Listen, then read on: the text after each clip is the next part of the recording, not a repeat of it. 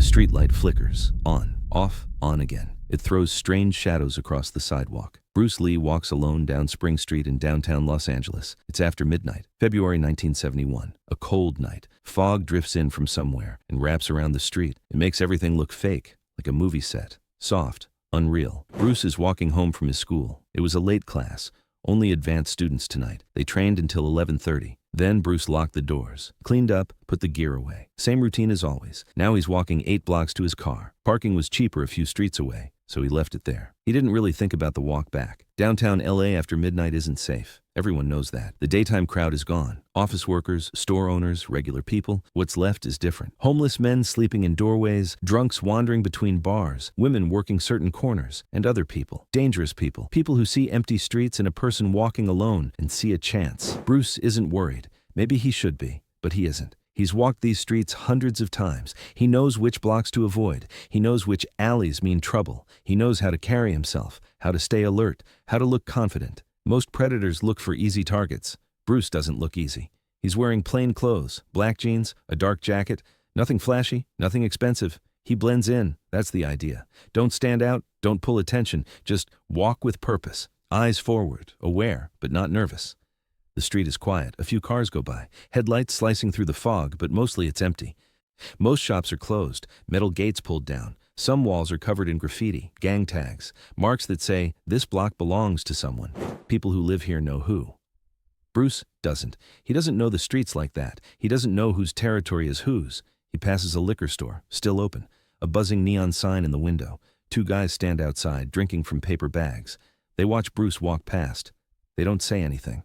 They just watch him, sizing him up, deciding if he's worth it. Bruce doesn't look at them, but he doesn't look away either. He keeps walking. Same steady pace, not fast, not slow. 2 blocks left, almost at his car. The fog is thicker now, harder to see. The streetlights glow like soft circles in the mist. Anything farther than 10 feet looks blurry. Bruce's footsteps echo on the empty sidewalk. Tap, and tap, tap, even rhythm. He's thinking about class, about which students are improving, about what he wants to teach next week. He doesn't see them until it's too late. 3 guys step out of an alley, right in front of him, blocking the sidewalk. They seem to come out of nowhere, or maybe they were waiting, watching, timing it. Bruce stops. Instant reaction, something in the way. His mind kicks in. 3 men, all bigger than him, all young, early 20s maybe, all wearing similar clothes. Dark hoodies, loose jeans, street clothes. The guy in the middle speaks. Yo, where you going? Bruce looks fast. The middle guy is the leader, taller, more relaxed, more confident. The other 2 stand slightly back, backup, muscle. It's a setup. They've done this before. This isn't new to them. Just walking to my car, Bruce says. His voice is calm. Not challenging, not scared. Don't make it worse if you don't have to. Your car? The guy says. That's nice. You got money for a car. He steps closer. Now he's about 6 feet away, close enough to grab him, close enough to strike. That means you got money in your pocket too. I don't want any trouble. Nobody wants trouble, the guy says. But trouble finds people anyway. He smiles. Not friendly, a hunting smile. Here's how this goes. You give us what you got. Wallet, watch, whatever's in your pockets. You do that, you walk away. Nobody gets hurt. The 2 other guys move. One steps to the left, one steps to the right. They box Bruce in. Cut off the sidewalk, cut off his escape. Smooth, practiced. They know exactly where to stand. They've done this dance before. Bruce's mind is moving fast. Choices, risks, what happens next. And he could run, but they're younger, probably faster. And if they catch him, they won't be calm anymore. It gets worse. He could give them what he has, maybe $20, a few cards. His watch is cheap, $5 from a swap meet. He wouldn't lose much money. But giving in has a cost too. It makes people like this feel stronger. It tells them they can do it again, to someone else, someone weaker, someone who might get hurt badly, someone who might not survive. I really don't want trouble, Bruce says again. Just let me pass, we can forget this happened. The leader laughs. Forget this. Man, you don't get what's going on. He reaches into his hoodie, pulls something out. Metal catches the streetlight. A knife, not big. Maybe a 4-inch blade, but sharp. More than enough. Last chance, the leader says. You give us everything, or we take it. Your choice how this ends. The guy on the right pulls something from his jacket. A metal pipe, about a foot long, heavy, made for breaking bones, made for hurting people. The guy on the left doesn't show anything, but his hands stay in his pocket. He's probably holding something too, probably armed. 3 armed men. Bruce is alone, and he has nothing. Most people would give in. They would hand over the wallet, take the loss, and hope it ends there. Live to see tomorrow. Smart survival instinct. Pride isn't worth dying for, but Bruce isn't most people. I'm going to give you the same chance you gave me, Bruce says. His voice changes, gets quieter, calmer, more dangerous. Walk away now. Forget this happened. Nobody gets hurt. The 3 guys look at each other, confused. Is this little Chinese dude serious? Is he really trying to threaten them? They got weapons, they got numbers, they got size. What's he got? The leader's face hardens. You stupid or something? You see this? He waves the knife. You see them? Points at his boys. It's 3 of us, 1 of you. Do the math. I did the math. That's why I'm giving you a chance to leave. Man, I'm gonna enjoy this. The leader steps forward, closes distance. Now he's 4 feet away. Knife held low, ready to strike, ready to cut. Last fucking chance. Wallet, now. Bruce doesn't move, doesn't reach for his wallet, doesn't raise his hands, just stands there, weight balanced, body relaxed, breathing normal. To the untrained eye, he looks unprepared, looks vulnerable, looks like an easy target. The leader lunges, quick, experienced. Knife coming up toward Bruce's stomach, meant to gut, meant to kill. This isn't a robbery anymore. This is assault, murder maybe. Bruce moves, his body shifts, minimal movement, just enough. The knife passes by his stomach, misses by inches. In the same motion, Bruce's hand comes up, grabs the leader's wrist, the wrist holding the knife, not a gentle grab, a controlling grab, fingers like steel cables, locking, immobilizing. Bruce twists, specific angle, specific pressure, the leader's wrist bends wrong. Pain shoots up his arm, nerve pain, the kind that makes your hand go numb. The knife falls, clatters on concrete, gone. Bruce doesn't stop. His other hand strikes, palm to the leader's chest, not hard, not yet, just placement, just touching. Then his whole body shifts, that thing he can do, that Fa Jing thing. Explosive power from zero distance. The leader's eyes go wide. His chest receives force it wasn't prepared for. His feet leave the ground. He flies backward, 6 feet maybe, hits the alley wall, hard, slides down, sits, can't breathe, can't move. Out of the fight, 2 seconds, maybe 3. That's how long it took. The knife on the ground, the leader against the wall. 2 seconds that changed everything. The guy with the pipe reacts, swings, wild, angry, scared. The pipe comes at Bruce's head, meant to crush, meant to kill. Full power behind it. Bruce ducks, simple. The pipe swings through empty air. Whoosh!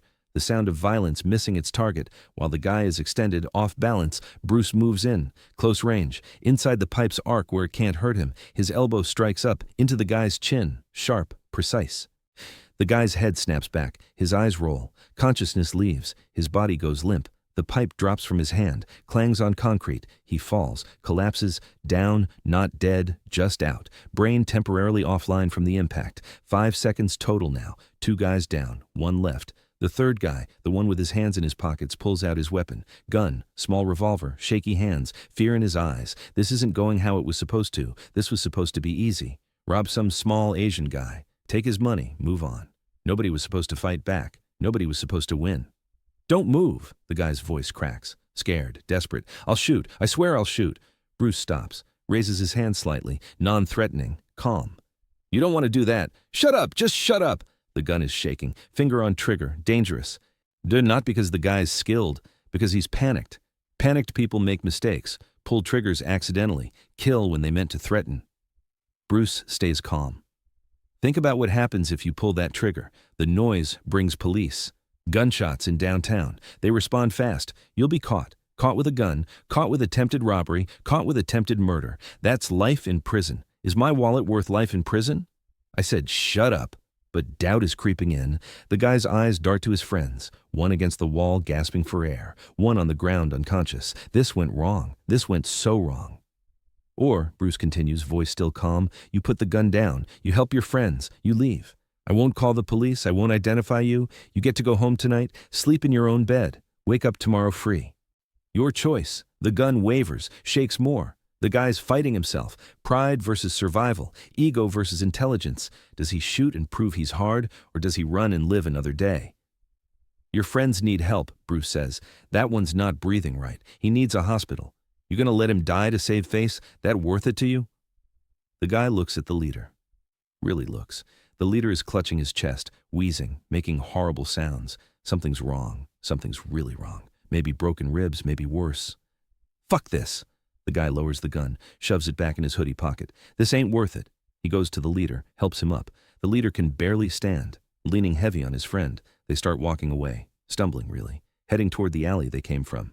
Hey, Bruce calls out. They freeze, turn.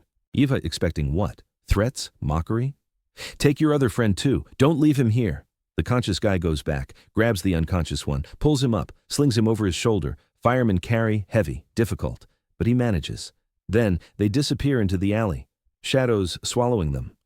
Gone. Bruce stands alone on the empty street, fog swirling around him. The knife is still on the ground. Evidence. He picks it up, folds it, puts it in his pocket. The pipe, too. He'll dispose of them later, away from here. No point leaving weapons on the street. His heart is pounding now, adrenaline wearing off, shakes starting. This is normal, natural, after effect of extreme stress. His hands tremble. He takes deep breaths, in through nose, out through mouth, centering himself, calming down. He walks to his car. 2 blocks, seems longer now. Every shadow looks threatening. Every sound makes him jump. Paranoia. Also normal, also natural. He reaches his car, unlocks it, gets in, locks the doors immediately, sits there for a minute, hands on steering wheel, not driving yet, just breathing, processing. What just happened could have gone so many ways, wrong ways, fatal ways. If that gun had gone off, if the knife had connected, if he'd slipped, if he'd been slower, if they'd been better trained, if. Endless possibilities. Most of them end badly. But they didn't. He's alive. They're alive. Nobody died tonight. That's the important part. That's what matters. Bruce starts the car, drives home, slowly, carefully, obeying every traffic law. The last thing he needs is to get pulled over. Cop finds a knife and pipe in his car, starts asking questions, gets complicated fast. Better to just drive normally. Get home safely. Forget this happened. Linda is asleep when he gets home. He doesn't wake her, doesn't tell her. What's the point? She'd worry, would want him to stop teaching late classes, stop walking alone, be more careful. He doesn't want that conversation. He goes to the bathroom, looks in the mirror. No marks, no bruises, no blood, like nothing happened. But his shirt is soaked with sweat, his hands are still shaking slightly, his chest is tight. Stress, fear, adrenaline after effects. He takes a shower, hot water, washing away the night, washing away the fear, washing away the what-ifs. The water runs clear, no blood, no evidence, just another night, just another close call, just another reminder that the world is dangerous and skill matters and training saves lives. In bed, he can't sleep. And keeps replaying it. The knife coming at him, the pipe swinging, the gun pointing. Each moment a possible death, each decision a possible mistake. But the decisions were right, the training worked, the techniques applied, the philosophy held. Don't engage unless necessary. De-escalate when possible. But when violence is inevitable, end it quickly, decisively, completely. Don't give opponents time to adapt. Don't give them chances to escalate. Control the situation absolutely. That's what he did. That's what worked. 3 armed men, all bigger, all aggressive, all willing to hurt him, and he neutralized them, without serious injury, without permanent damage, just enough force to end the threat. No more. The next day, Bruce goes to his school. Normal routine, like nothing happened. But he's different, quieter, more thoughtful. The students notice but don't ask. Some things are private, some experiences can't be shared. During class, Bruce teaches. But the lesson is different, more serious, more practical, less theory, more reality. How many of you have been in real fights? Bruce asks. Not sparring, not competition, real fights, where someone actually wanted to hurt you. A few hands go up, not many. Most students train for fitness, for fun, for the art, not for survival, not for real violence. Real fights are different, Bruce says. Everything you know gets tested, everything you trained, everything you think you understand. And most of it falls apart under pressure, under fear, under adrenaline. He demonstrates techniques, but frames them differently. This isn't for points. This is for going home. This is for surviving when someone wants to hurt you. When someone has a weapon, when you're outnumbered, when rules don't exist. The students train harder, more intensity. They feel the shift, feel that something changed, something happened to Bruce, something real, something that made theory become practice. Bruce doesn't tell them what happened, doesn't share details. That story stays private, stays locked, becomes one of those things that people whisper about. Did you hear Bruce got into a street fight? Did you hear he took on 3 guys with weapons? Did you hear he won? Rumors spread, details change, get exaggerated. Some versions have him fighting 5 guys. Some say they had guns plural. Some claim he killed someone. The truth gets buried under layers of mythology. But the truth is simpler. 3 men tried to rob him. They were armed. They were bigger. They had numbers. And Bruce neutralized them using skill, using understanding, using techniques he'd trained for years. No magic, no mysticism, just physics and anatomy and training and discipline. The 3 men never report it. Can't. What are they going to say? We tried to rob someone and he beat us up? That's admitting to a crime. That's putting themselves at risk. Better to stay quiet.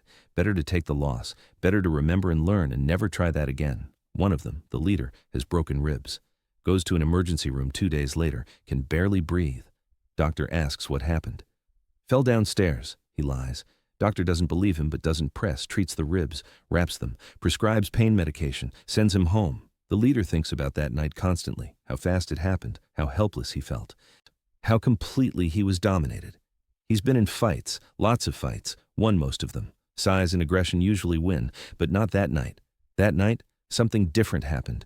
Someone who understood violence better than he did showed him what real fighting looks like. He stops robbing people, stops carrying a knife, gets a job, warehouse work, loading trucks, honest work, hard work, but safe.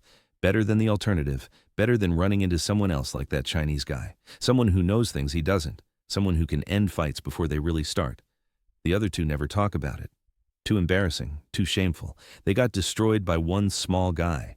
Their whole identity was built on being tough, being dangerous, being predators. That night proved they weren't, proved they were just playing at violence. That when real skill showed up, they were children, helpless, outmatched completely. They drift apart, stop hanging out. Each reminder of the other is a reminder of that night, of failure, of fear, of being less than they thought they were.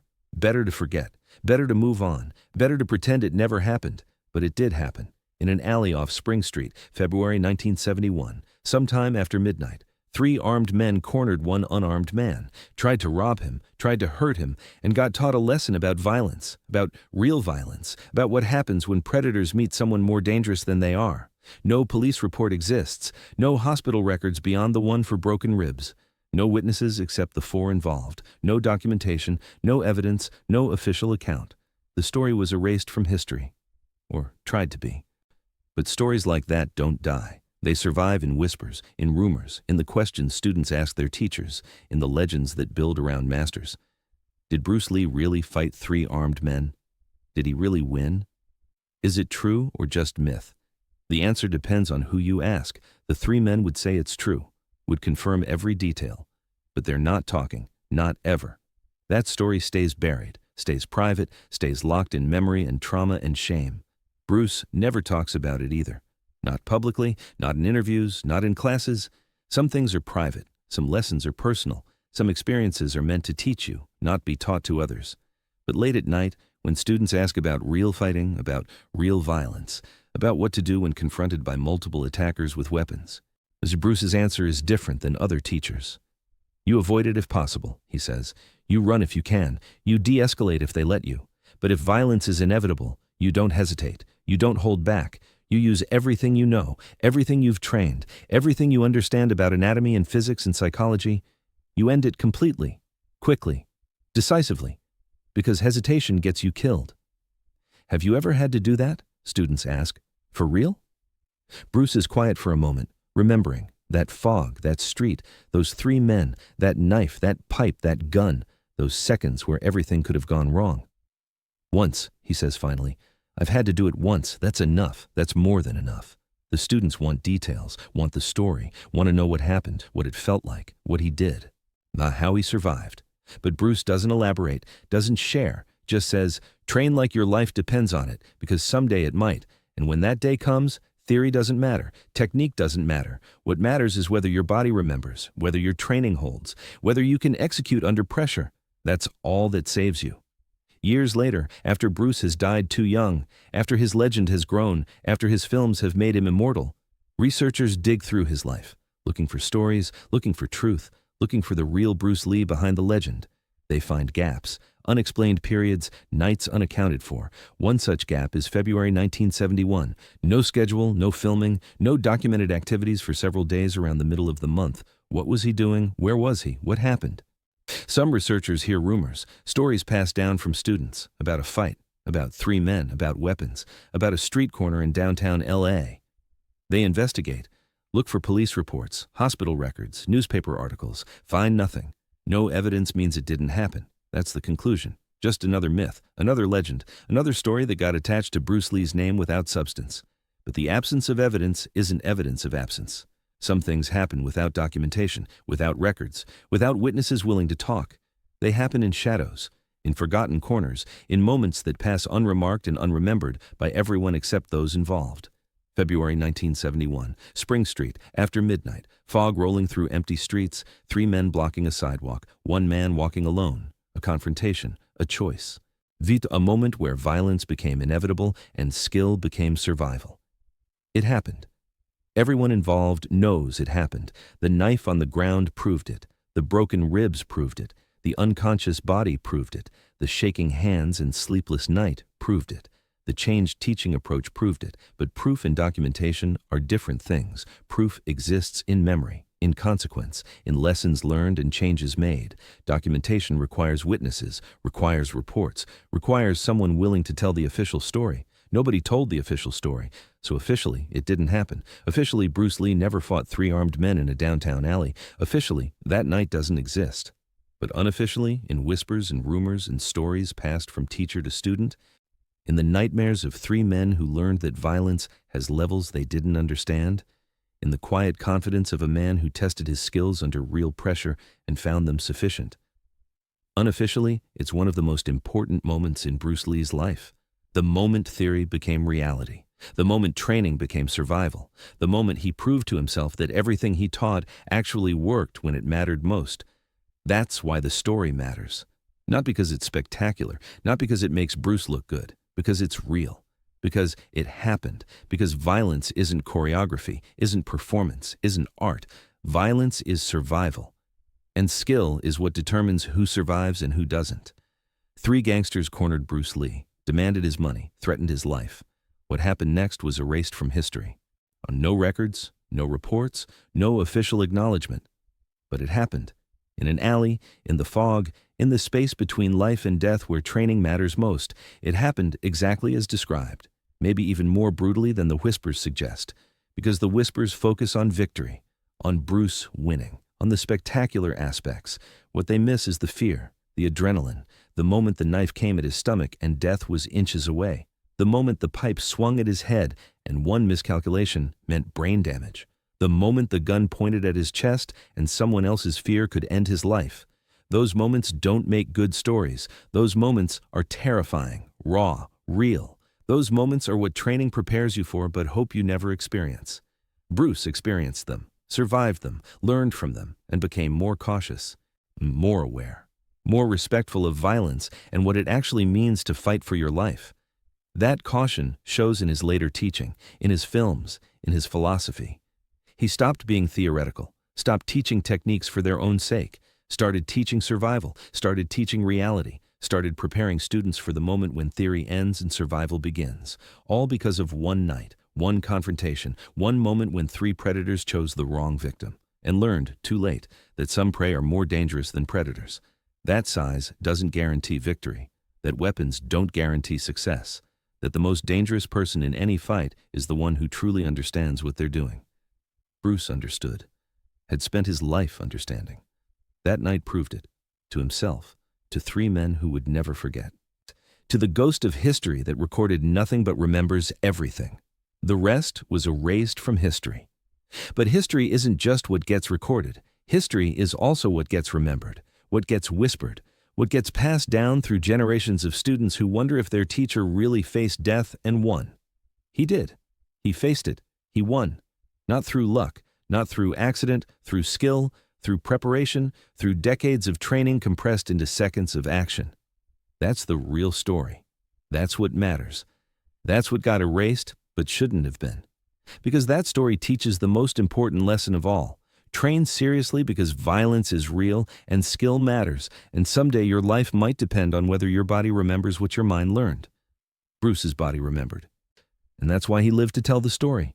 Even if he never told it, even if it got erased, even if officially it never happened. Unofficially, it's the most important fight he ever won, because he won it alone, in the dark, against odds, with everything at stake, and walked away alive. That's mastery. Real mastery. Not the kind that wins trophies, the kind that saves lives, starting with your own.